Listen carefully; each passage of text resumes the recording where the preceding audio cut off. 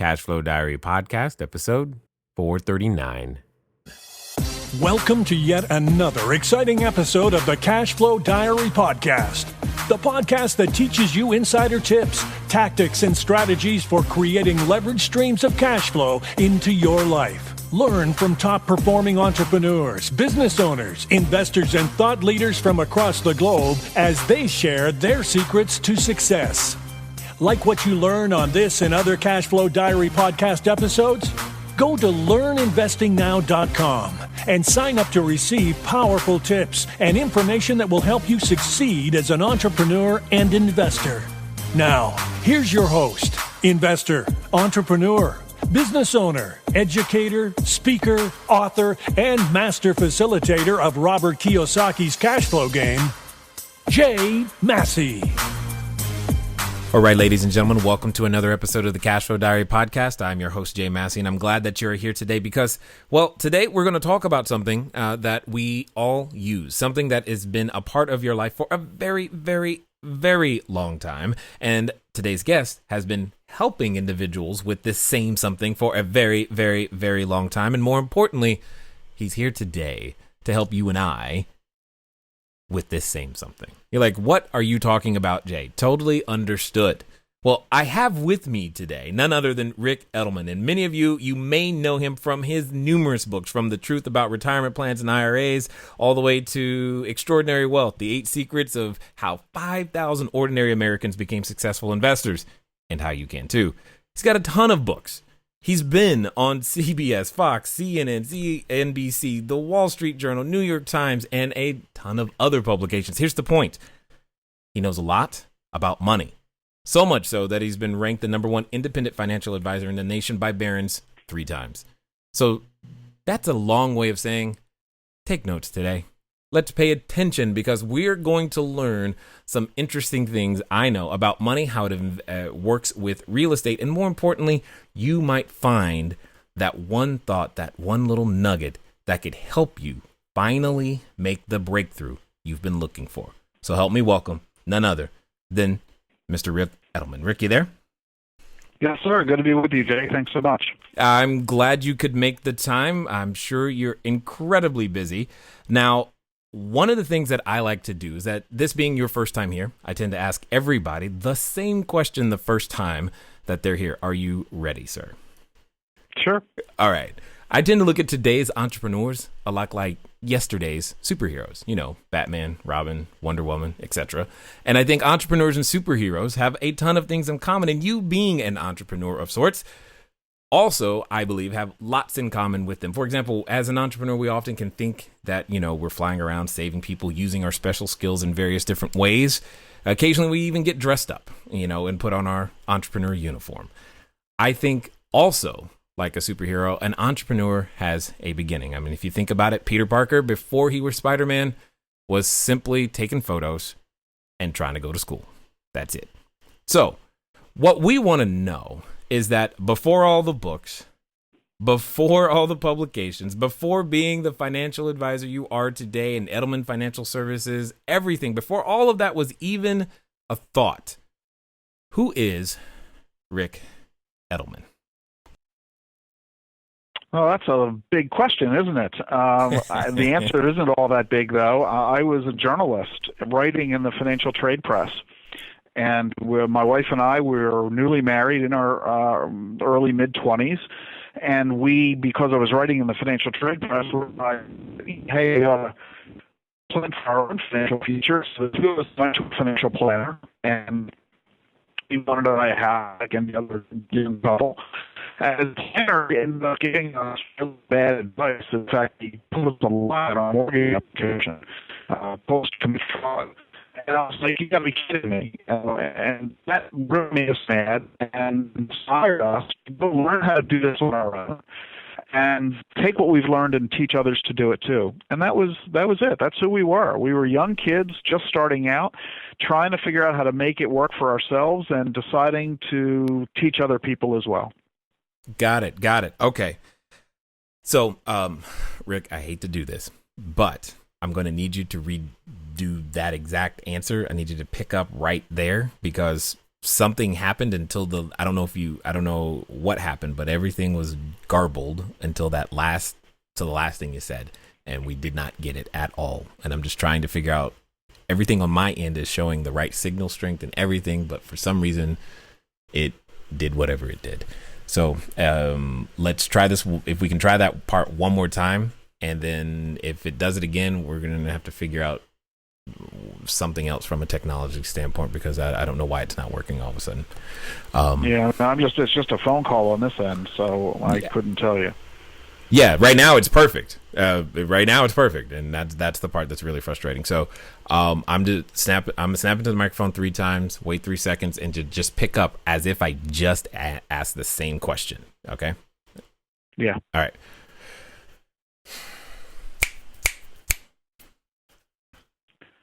That's a really good question. But the answer is all that fascinating. I was a journalist in writing a financial trade press in my early mid-20s.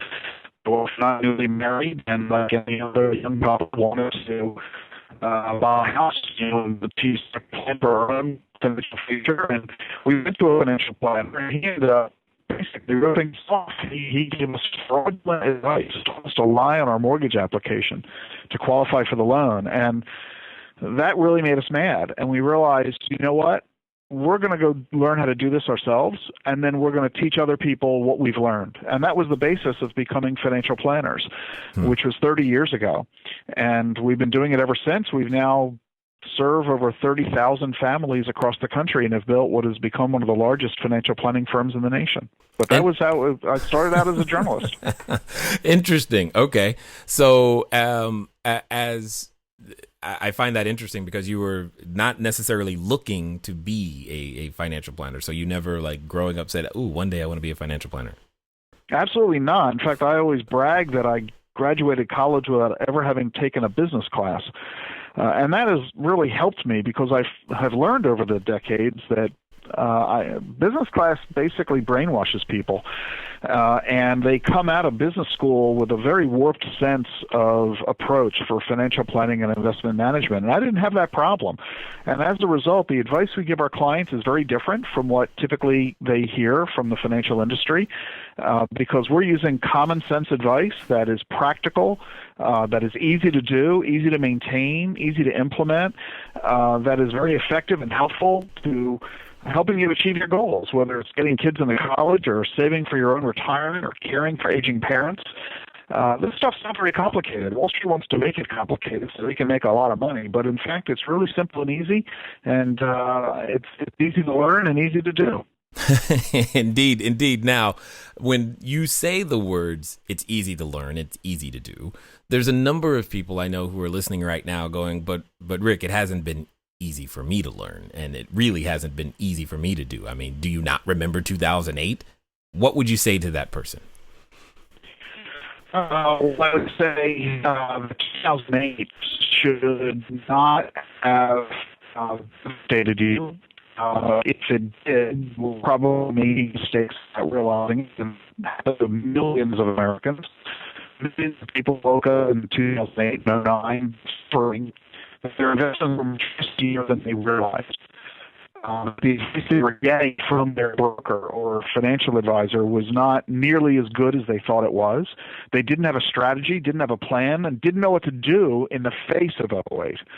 And so that should have been a wake-up call, that, hey, what I'm doing ain't working. I don't understand what's happening. I don't know what I should be doing about this. How did this happen, and how do I prevent it from happening again? If you were asking all those kinds of questions, then 2008 was a wake-up call, an opportunity to fix it. Unfortunately, we found that many people were doing it on their own without knowing what they were doing, or they were using advisors who were equally inexperienced, who had never gone through a major market mayhem, such as the tech bubble in 2000, or the crash of 87, or the recession of 94. And so it really matters using an advisor who's skilled and experienced, who got you through tumultuous times like we had in 2008, which we still have today. Got it. So when it comes to, because you bring up an excellent point, if I don't know, the idea or general consensus is to rely on someone who does, or at least we believe who does. How can we know if they know? Yeah, it's a real key question, Jay, because in the old days, when I first started in the 1980s, success was all about picking the right investments. Today, it's all about picking the right investment advisor. So how do you know you're picking a good one? To provide you with assistance, I have published 18 questions that you should ask your advisor or any prospective advisor you're thinking of hiring. 18 questions, along with what the answers ought to be. You can get the questions for free on my website at ricedelman.com. It's spelled ricedelman.com. and because no one can spell Ric Edelman, it's my mom's fault. Right. So if you go to ricedelman.com, on the main page, you'll find the 18 questions that you should ask. And I'll give you just a few of them right here, and you'll see they make common sense. Number one, you should ask the advisor, what are the services you provide? Make sure that what this advisor does is what you need done. You would do that when hiring a doctor. Are you a general practitioner? Are you an internist? Or are you a heart surgeon? I want to make sure I'm hiring the kind of doc I need for my situation. Different advisors operate the same way. Some advisors only provide certain types of services.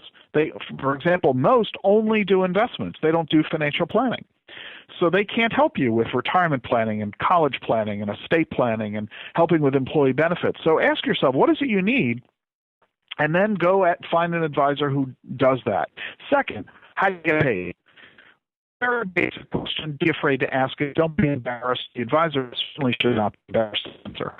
Because many advisors operate on commission, which is a conflict of interest.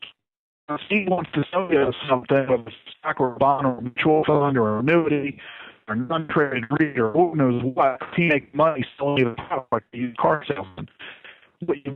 I believe is fee-based advisors. How you pay doctors and lawyers and accountants. You want to pay based on the advice and the services, not based on you buying something from them. And third, and this is really important, please describe for me your typical client. And you want him to tell you that he serves people like you. I mean, if you're a multi-billionaire, you want an advisor who serves multi-billionaires. But if you're a school teacher, you want an advisor who's experienced helping school teachers. Yeah. Again, very. So those are just three of the questions, Jay, and there are 18 total that can really help you make sure you're choosing an advisor who's got the experience, the skills, the ethics to be able to truly assist you the way that you and your spouse need.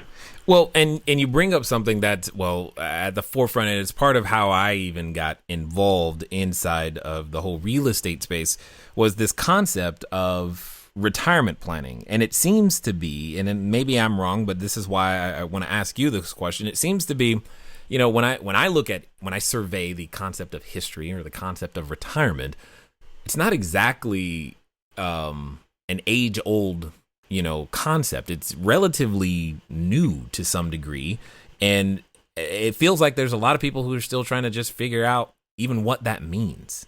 Is that similar to that been your experience? Is this the idea of retirement so solid that here's the foolproof and understandable way to make it happen? I think you're onto something, Jay. Retirement. I wrote about my very first book, The Truth, back in the 1990s. Retirement is 20th century innovation that will not exist in the 21st century. And we're beginning to see that right now. If you're in your 60s or 70s or 80s, yes, retirement is clear. But if you're in your 20s, 30s, 40s, I don't think you'll ever retire.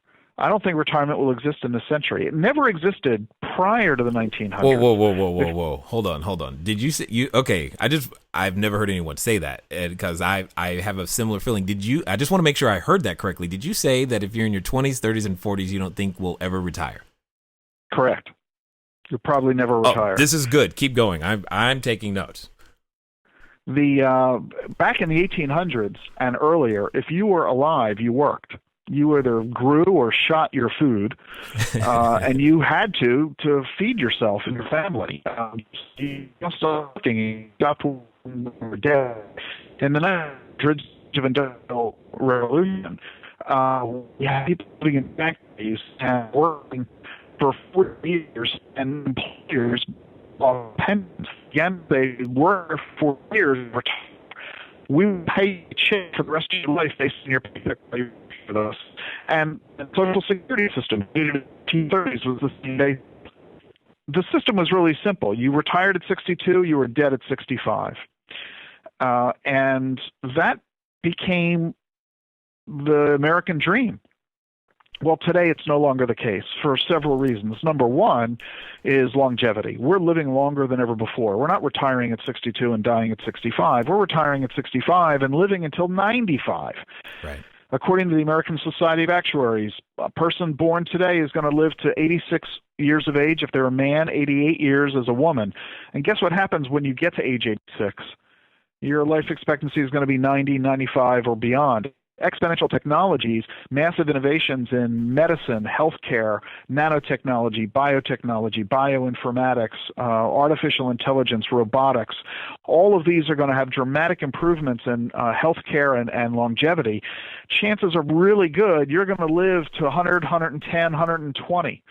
The notion of retiring at 65 and being retired for 50 years, economically unsustainable. There's no way you're going to be able to work for 40 years and be retired for 60. So you're going to need to keep working. And the good news is you're going to be healthy enough. You're going to want to keep working. You're going to want to be busy and active. You're not going to want to play golf all day. You're not going to want to garden all day. You're going to get bored to tears doing that. You're going to want to contribute to society in meaningful ways. Yeah. So you're going to want to work. You're going to have to work. You're going to be healthy enough to work. So you can forget about retiring the way your grandparents did. That ain't going to happen for you. Well, and you bring up an interesting subject for me personally, because a couple of years ago I called myself, okay, I'm done, retired. We, had a lot of real estate and whatnot, but I lasted about 2 months before I drove myself nuts. Like, I got nothing to do, so I got to do something. And but it's also I think it's one of the most difficult challenges that we're facing, because in order to plan for retirement, let's just say if we are living longer, one of the things that's really out there that makes this thing so challenging is this whole understanding and concept of inflation. It's like, how do you make it economically sustainable? How do you know when enough is enough? And that was actually one of the reasons why I totally dig real estate, is because I can adjust my income with inflation. But yet it's not simple, or it's not as simple as it feels. But I want it to be simpler. So help me here, man. Well, you want it to be simpler, but that doesn't mean we can make it so.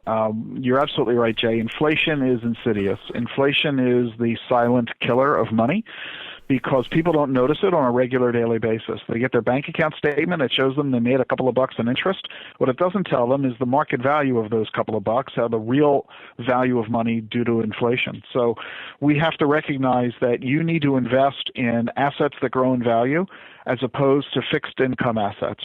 Putting money in a bank accounts, annuity accounts, treasury bills, bonds makes no sense to buy a fixed income product when we live in a rising cost economy. So you want to own real estate, you want to own stocks, you want to own assets that can grow in value to help offset the impact of inflation. And it's increasingly important that people recognize this and adapt investment strategies to enable them to do that. Well, okay, and you mentioned many other things, but then why is there still so much money in those fixed income? And more importantly, every time I go to the bank and I'm sitting next to someone's always talking about trying to get a few more percentage points on their what I call certificates of depression, because I know they're going backwards with those numbers, but why can't we seem to get that information out there if we're not actually making progress? What's the holdup? Why are these things still there? I mean, these instruments don't work. All right, everybody. Thanks for listening, and I'm glad that you are enjoying what you are hearing thus far. But here's one of the things that's really important. One of the most important things that you can do is get started. One of the things that I've said before, and I say again, once you get started, stay started. But more importantly, there can be lots of roadblocks to getting started. So what we're going to do is we're going to remove one of those roadblocks for you and make it a little bit easier. Because the thing that I don't want to stop you is thinking, do I need a local number? How about a long distance number? Or should it be 800? How on earth am I going to make that happen so that people can contact me as I'm out there building my business, making my cash flow grow, but most importantly, understanding that it doesn't have to be difficult. Many of you may know, but if you don't, there's a company out there by the name of Grasshopper. And what I want you to do is I want you to go over to trygrasshopper.com/cashflow diary.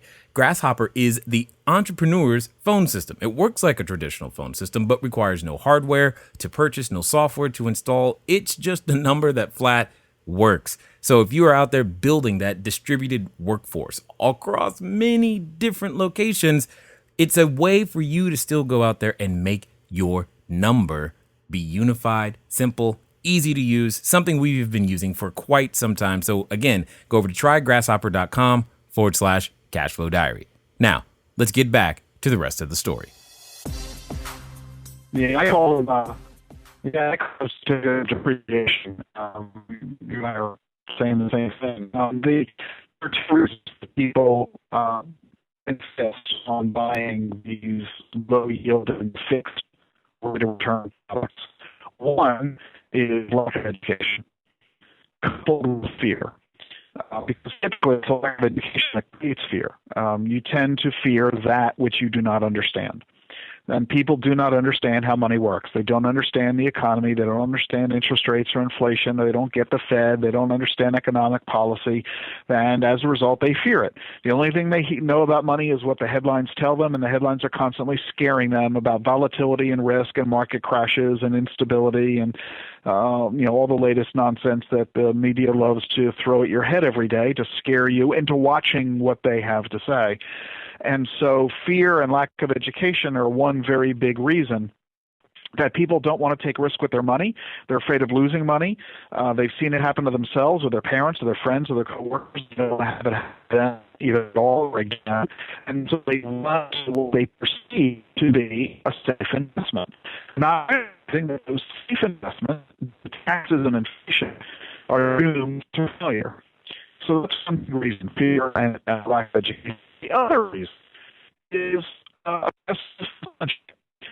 lot of people on Wall Street and banks and insurance companies who make a lot of money selling investments that appeal to your apparent concerns, like I don't want to lose money, I don't want to pay taxes, I want guaranteed income, I want current income. I mean, all these kinds of sales pitches, they invent products like non-traded REITs and fixed annuities, equity income annuities, variable annuities. They invent master limited partnerships and oil and gas deals. They come up with all these kinds of crazy products to appease your sensibilities, to appeal to your vanities, to appeal to your desire of no risk, no tax, high return. And what they don't tell you are the risks you're taking and the incredible high commissions they're earning by selling you these products. And you're not getting, you'll get the late night infomercials on reverse mortgages, but you don't see any late night infomercials on people who are offering you a reasonable, effective, time-tested, academically proven money management approach. I mean, I'm not running late night infomercials. but the funds is pitching a reverse mortgage, right. And so that's part of it. I think it's people buy what they are being pitched, and a lack of education makes them susceptible to those scams. Free lunch and free dinner seminars. How popular are they all over the country? It's a real shame. Yeah, well, okay, and now we're hitting on we're probably stepped on more than a few toes already, but who cares? The thought process though is with this lack of information, with this leading into fear, isn't there just as much fear about doing something completely different and I know at least when I'm working with a client or a new person trying to invest in real estate or what have you, there still seems to be just as much fear of I don't know what's going to happen and all this other stuff. It's like you're either afraid over here and you duck and cover and hope, even though it's not going to work, or you go do something else and you're just like, well, I'm in the unknown and I feel alone. Well, 2 points there. You're right. What you've just said is how so many people feel, and you really have your finger on the button there. You really do get it, Jay, of how people are feeling, and that's wonderful. And to those folks who would be saying what you just quoted them saying, I would say, look, the reason you're expressing fear is twofold. Number one, you've never done this before. You have no experience doing this. We all fear the unknown. The first time we do anything, we do it really poorly. Think about the first time you drove a car or the first time you kissed a girl. Not good at it, as she will be very quick to tell you, right? Right. The more you do it, the better you get at it, and to the point where you can do it without getting any thought at all. And unfortunately, that's what a lot of people do now. They text while driving because they think they're so good at it, they don't have to watch the road. And so one is, we're not good at it. We don't have a lot of experience at it. The second is that you don't have to go it alone. People feel that they have to. They're wrong. You don't need to go alone. You need to make how available, accessible, and financial advice is, how affordable it is. In my firm, household minimum $5,000. We're not requiring you to invest in millions of dollars for us to serve you. We don't care how much money you have. Whether you have a lot or you have a little. If you're willing to accept our help, we're willing to help you. We've got the experience. We've been doing this for 30 years. We have 30,000 clients. It's the first time you have faced a car purchase versus lease question. It's the first time you've sent a kid to college. It's the first time you've signed up for Medicare. It's the first time you've had to choose mutual funds in your 401k. It's not the first time I've done it. I've done it thousands of times. My colleagues and I, hundreds of thousands of times. Benefit from our experience. And not just my firm. I'm not using this as a commercial for me. This is true of all financial advisors around the country. I mean, there are hundreds of thousands of talented advisors. You don't have to go it alone. So I would simply say everyone in America needs a financial plan, but not every financial planner. There are some people who do have knowledge, skills, the time, the desire to do this themselves, and they should. They should do it on their own. You don't need a real estate agent if you're going to buy a house. You know what you're doing. You know how to do it. You've got the experience. You have the time to devote.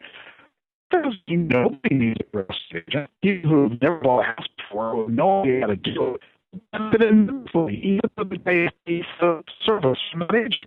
Same thing with financial advisors. If you're facing something you've never done before and it's giving you fear because you're not sure how to do it and you're fearful you'll do it wrong, ask somebody for help.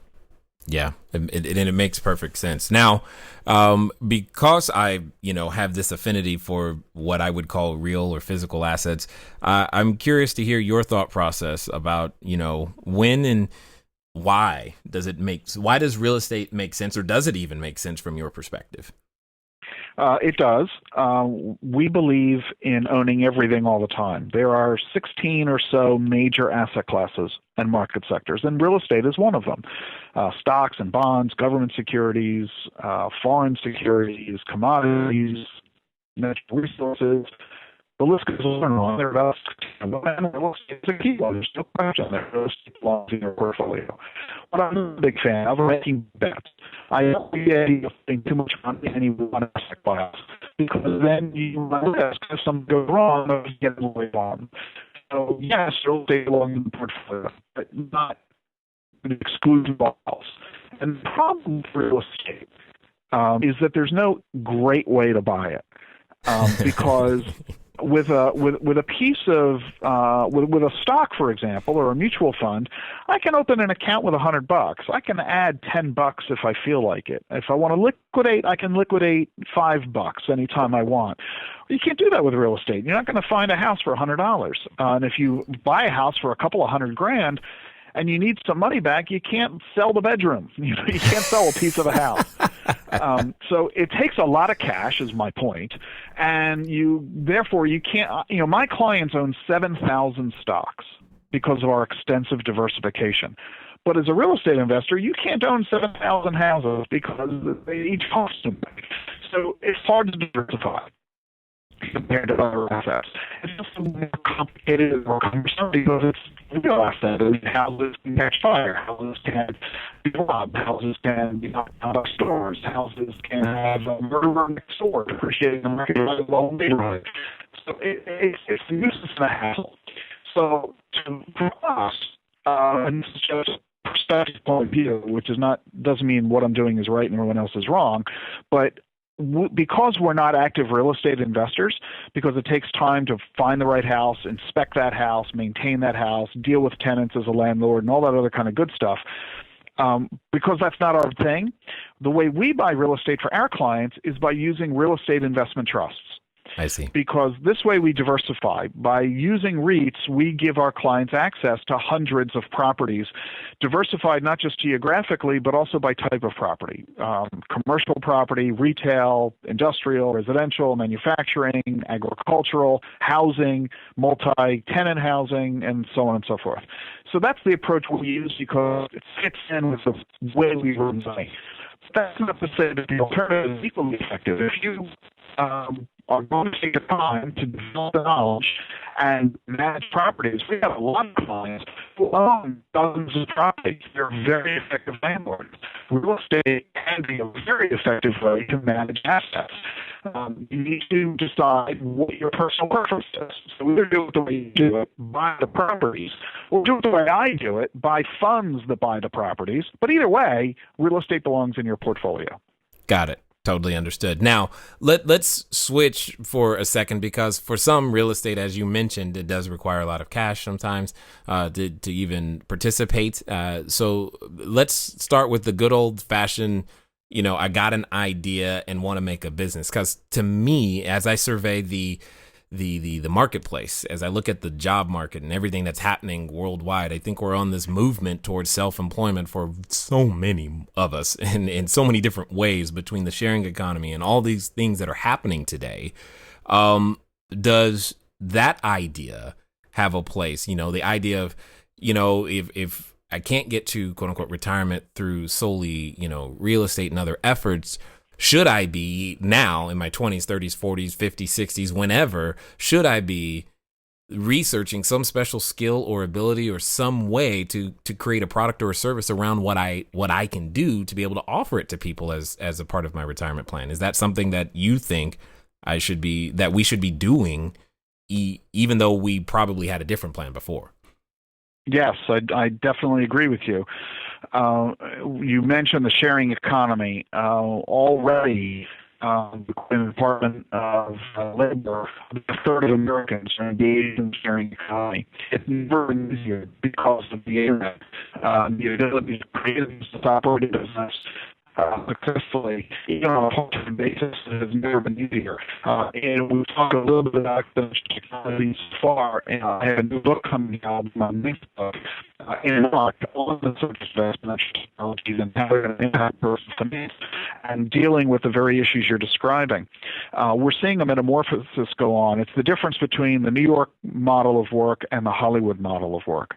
Traditionally, most Americans are familiar with the New York model, meaning you go to work for an employer, you show up in an office building, you spend all day there, you do that for 40 years, and you then retire.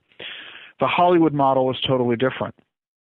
In the Hollywood model, a group of people with a variety of skill sets all come together for a short period of time for a specific project, such as making a movie.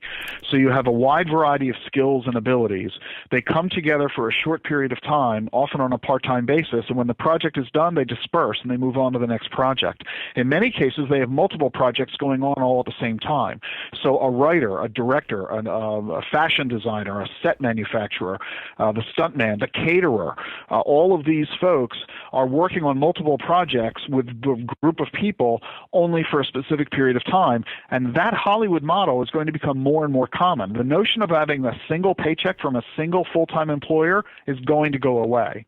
And it's going to be replaced by you having multiple employers all at the same time, all of whom you're working for on a part-time basis. And in many cases, not as an employee, but as an independent contractor, where you actually own your own business and you are putting services to individuals on as needed on-call basis. That's what the sharing economy is all about. It gives you greater control over your time, greater control over the work you do, who you do it for. With all those advantages, the disadvantages is you don't have the same safety net system. According to an employee, you don't have health insurance. You don't pay vacation. You don't have an employer contributing to your 401k. So greater burdens of responsibility are on you to engage in business in this fashion, but the opportunities are huge, and we think are going to become far more common in the next couple of decades. Yeah, and it's having such an effect in the real estate community. It's having lots of effect in many different communities, and it is just something that I just keep seeing. And I think about, the United States history. We're born from the people who were quote unquote self-employed. And then the concepts of, the university, the Fed, as you mentioned earlier, and the corporation come together to create this time period that we currently live in. And it makes it interesting to figure out, like, what's the next move, or what should I be doing in order to be able to put myself in the correct position. So let me ask this question that could be just interesting to hear your answer, because I have a college age child, and having traveled internationally, as I'm sure you have, one of the things that always comes to my mind when I think about her and planning for her financial future is the fact that as technology goes, the employment landscape flattens, and it makes it just as easy for me as an entrepreneur to hire someone who's doesn't speak English as a first language in a foreign country, who's willing to work for significantly less than what that same skill set costs in inside my own country. And I think it puts some of our, we'll call them younger individuals who are just now beginning to enter the workforce at a serious disadvantage. And I'm just curious what would you say to that group of individuals who are likely listening right now? Like, how can they plan today for what is clearly already happening? First of all, it's not a kid in going services. It's not the kid you need to be. It's robots. Because robots are going to eliminate a great missions completely. It's be a human working people, be a robot it for free.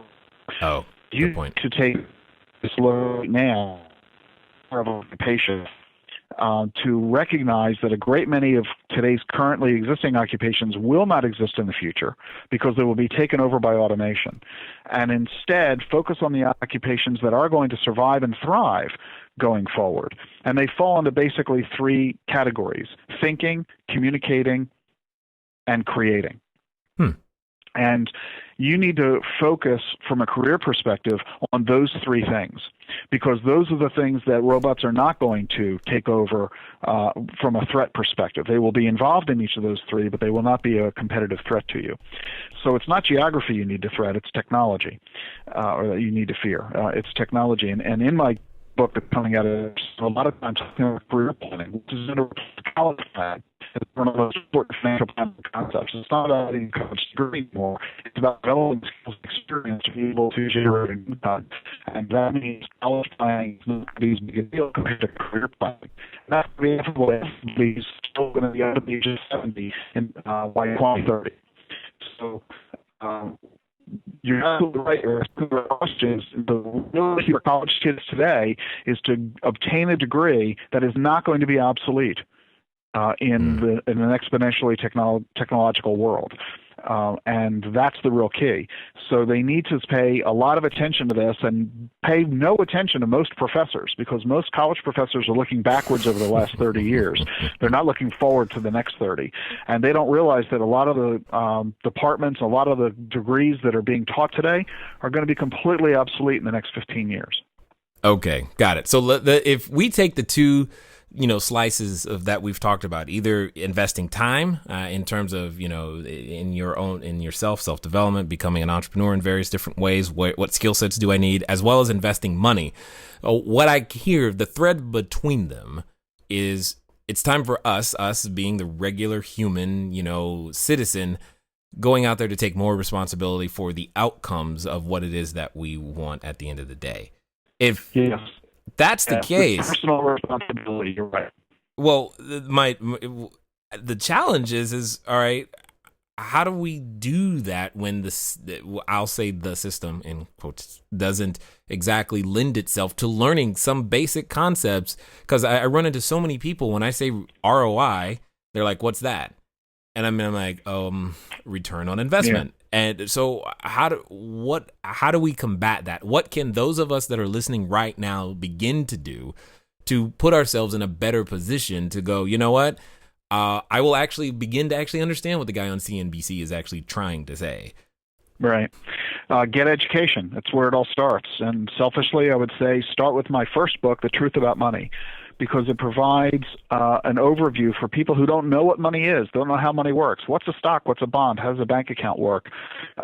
What is a plan, retirement plan, buy a car, and how to get that? So I don't buy a house. It's really basic.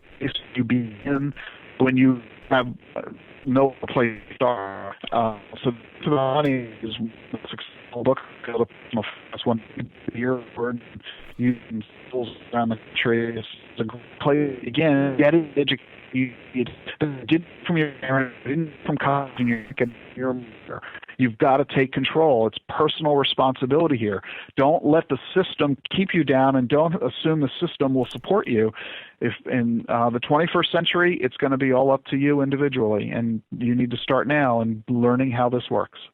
Yeah. And as I said in the beginning of our conversation, the good news is you'll be amazed how easy it is to learn this stuff. It's not complicated. It's common sense. It's easy to learn, easy to implement, easy to maintain. Don't be intimidated. Don't let the fear factor cause you to defer. Absolutely. Now, we've talked a lot about fear for sure. I find that especially having invested and done a number of things, I'm always dealing with two basic emotions. One, yes, fear. Anytime we go to buy something or do something new, there's that fear. But on the other side, for some of us listening, we probably have a number of assets, et cetera, already, and we're dealing with that other emotion, greed. So I guess my question is, when is it time to sell or let go, or how do you know? It's all part of your financial plan. The big mistake investors make is that they buy assets without knowing why they're buying them and what they're supposed to do with them once they own them. You should never buy an asset without understanding why you're buying it and why you own it. In other words, it's not a question of, I'm going to buy it because I think it's cheap and I think it's going to rise. You buy it because it's part of your long-term objectives. You buy it because you're trying to achieve specific goals. Investing done correctly is all about goals. It's not about return. It's not about risk. It's not about taxes. It's not about fees. It's all about achieving goals. So you want to look at your investment with a simple question: is this investment helping me achieve my goals? If it is, it isn't. It's that simple. A lot of people don't know how to set up goals for financial planning. So here's the questions I'll pose to you. These are the only two questions that matter. When do you want to retire, and how much income do you want at that time? That's kind of it. All you got to do is answer those two questions, and we can then, as financial planners, tell you, here's how much money you need to save monthly. Here's where you need to save it. We're done. If the goal is college instead of retirement, if the goal is buying a second house or buying a car, great. What do you want to do? When do you want to do it? How much is it going to cost? And we'll tell you what you need to do in order to accomplish it. So it's all about goals. Well, and it's funny you say that, because I think there's a misuse of the word, a word in our common language that sends us down the wrong path, because we say the words, or we commonly use, hey, do you have a retirement plan? And I think most people actually have a retirement account, but don't have a retirement plan. Do you get what I mean there? Totally. You're absolutely right. You're absolutely right. Very good thing. And I'll take this further. I think a lot of people do have a financial plan. They claim they don't. So I'll tell you what, it's not a bit over here. And their financial plan is not just keep working until something happens. Of course, that's not a really good financial plan, but they've got one. So you're absolutely right. You never get into your car without knowing where you're planning to drive to, right? It's pretty rare we get in the car with no destination in mind. Same thing with your life. Where are you trying to go? Where do you want to end up? If you don't know where you want to go, you'll probably end up somewhere else. So just ask yourself the question. If you can't answer it, ask your spouse. If you don't have a spouse, ask someone else, where do you want to go? And then you'll be able to begin mapping out how to get from here to there. Indeed, indeed. I totally appreciate your common sense approach. Now, for those that have listened this far, I'm sure they want more. They want to understand more, maybe even take advantage of some of the works that you've already got published. What's going to be the best way for them to track you down? You can get all of our info at our website, riceedelman.com. That's riceedelman.com. You'll get tons of information to learn more, as well as how to reach us. If you have any questions, we're happy to answer any questions you got.